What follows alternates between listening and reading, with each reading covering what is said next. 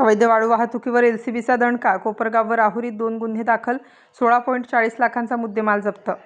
अहिल्यानगर जिल्ह्यातील अवैध वाळू उपसा व वाहतुकीविरोधात स्थानिक गुन्हे शाखेने मोठी कारवाई करत कोपरगाव तालुका व राहुरी पोलीस ठाणे हद्दीत 2 स्वतंत्र गुन्हे दाखल केले असून एकूण 16,40,000 रुपये किमतीचा मुद्देमाल जप्त करण्यात आला.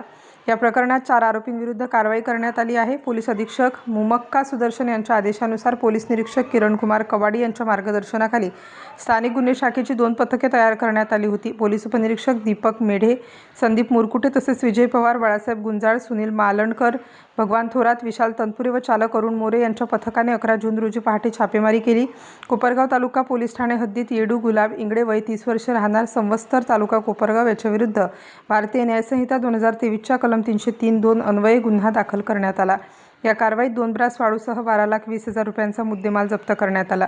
तर राहुरी पोलीस ठाणे हद्दीत विकास राजेंद्र ठोकडे वय 23 वर्षे राहणार माळी गल्ली राहुरी, काळू गुंजाळ राहणार मुलन माथा राहुरी व प्रतीक बोबळे राहणार राजवाडा राहुरी यांच्याविरुद्ध गुन्हा क्रमांक 676/2026 अन्वये भारतीय न्यायसंहिता 2023च्या कलम 303(2) व 3(5) अंतर्गत गुन्हा दाखल करण्यात आला. या कारवाईत 2 ब्रास वाळूसह 4,20,000 रुपयांचा मुद्देमाल जप्त करण्यात आला. एकूण 2 गुन्ह्यांमध्ये 16,40,000 रुपयांचा मुद्देमाल जप्त करण्यात आला असून अवैध धंद्यांविरोधातील अशा कारवाया यापुढेही सातत्याने सुरू राहणार असल्याचे स्थानिक गुन्हे शाखेने स्पष्ट केले आहे.